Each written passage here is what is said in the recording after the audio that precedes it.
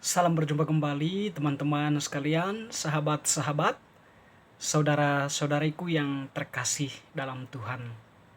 Mari kita kembali lagi pada kesempatan ini bersama-sama mendengar dan merenungkan sabda Tuhan yang diambil dari Injil Lukas bab 20 ayat 27 sampai 40. Pertanyaan orang Saduki tentang kebangkitan.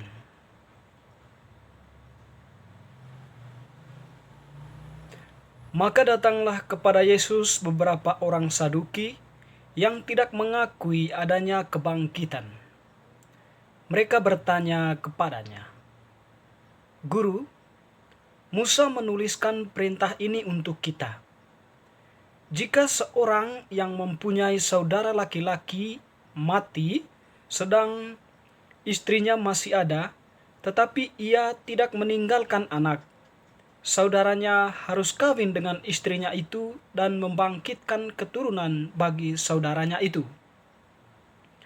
Adalah 7 orang bersaudara. Yang pertama kawin dengan seorang perempuan, lalu mati dengan tidak meninggalkan anak.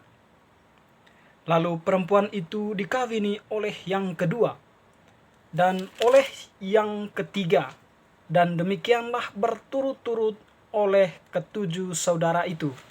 Mereka semuanya mati dengan tidak meninggalkan anak. Akhirnya perempuan itu pun mati. Bagaimana sekarang dengan perempuan itu? Siapakah di antara orang-orang itu yang menjadi suaminya pada hari kebangkitan? Sebab ketujuhnya telah beristrikan dia." Jawab Yesus kepada mereka, "Orang-orang dunia ini kawin dan dikawinkan, tetapi mereka yang dianggap layak untuk mendapat bagian dalam dunia yang lain itu dan dalam kebangkitan dari antara orang mati tidak kawin dan tidak dikawinkan. Sebab mereka tidak dapat mati lagi. Mereka sama seperti malaikat-malaikat, dan mereka adalah anak-anak Allah, karena mereka telah dibangkitkan. Tentang bangkitnya orang-orang mati, Musa telah memberitahukannya dalam Nas tentang Semak Duri, di mana Tuhan disebut Allah Abraham, Allah Ishak, dan Allah Yakub. Ia bukan Allah orang mati, melainkan Allah orang hidup, sebab di hadapan Dia semua orang hidup." Mendengar itu beberapa ahli Taurat berkata, "Guru, jawabmu itu tepat sekali." Sebab mereka tidak berani lagi menanyakan apa-apa kepada Yesus. Demikianlah Injil Tuhan, terpujilah Kristus. Teman-teman, sahabat-sahabatku yang terkasih, bacaan Injil yang telah kita dengarkan tadi menampilkan kepada kita dialog antara orang Saduki dengan Yesus. Pokok persoalan yang menjadi perbincangannya adalah tentang kebangkitan.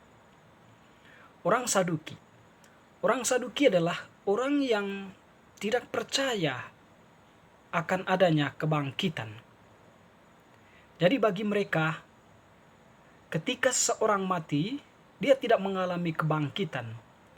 Dia mati dan membusuk menjadi tanah. Tentu keyakinan ini atau pola pikir seperti ini dipengaruhi oleh beberapa pemikiran filsafat yang memang tidak mengakui adanya kebangkitan itu. Tetapi untuk membenarkan apa yang menjadi persoalan mereka, yaitu tentang kebangkitan yang diajarkan oleh Tuhan Yesus, mereka bertanya kepada Yesus berkaitan dengan kebangkitan itu sendiri dengan mengangkat suatu fenomena sosial yang dialami oleh seorang perempuan yang telah dinikahi oleh 7 saudara laki-laki.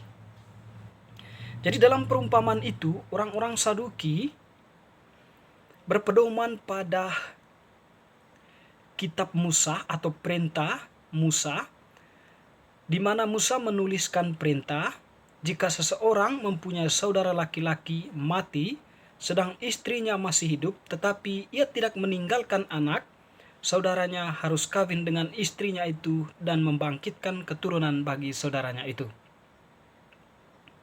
Lalu kemudian mereka berbicara tentang seorang perempuan yang dinikahi oleh 7 saudara, dan 7 saudara itu telah mati dan tidak meninggalkan keturunan.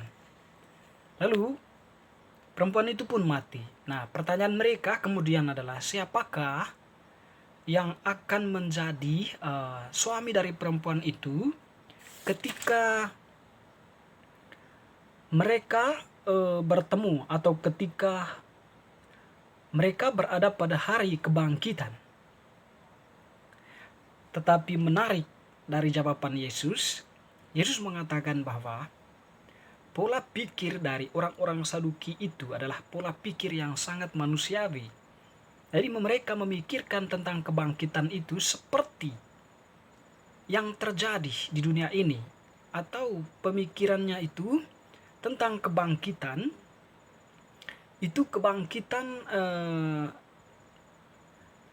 menampakkan suatu fenomena bahwa peristiwa yang terjadi di situ adalah manusia itu masih seperti saat ini di mana dia hidup. Kebiasaan-kebiasaannya masih seperti saat ini dia hidup.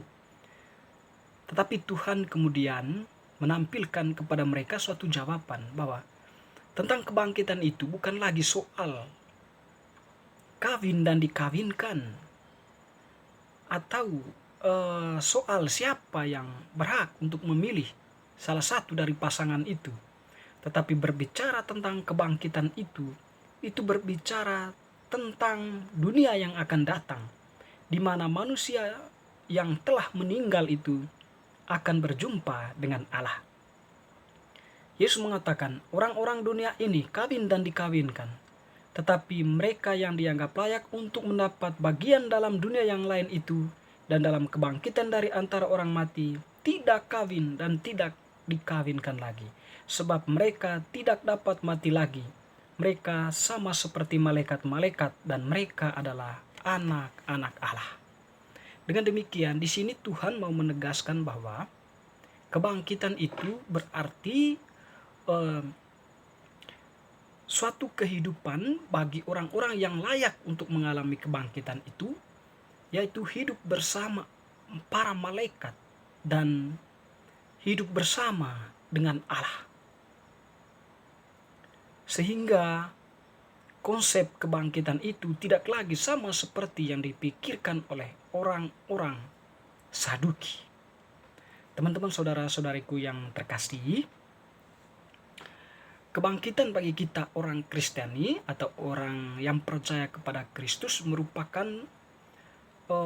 sesuatu yang telah dialami oleh Tuhan Yesus sendiri, dan kita semua yang sedang berjarah di dunia ini itu sedang menuju kepada kebangkitan itu. Kita berharap agar setelah kita meninggalkan dunia ini, kita akan mengalami kebangkitan di dalam Tuhan, di mana kita bisa mengambil bagian di dalam hidup Allah, atau kita hidup bersama orang-orang kudus. Dan oleh karena itu, bagi kita orang Kristiani untuk mengalami kebangkitan itu, maka perlu suatu tindakan atau perbuatan yang sifatnya subjektif yang mengarah kepada kebaikan. Atau boleh kita katakan, kita diminta atau dituntut untuk berbuat baik.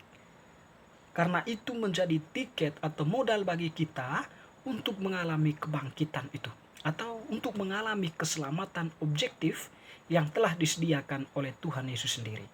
tanpa itu kita tidak akan mengalami kebangkitan.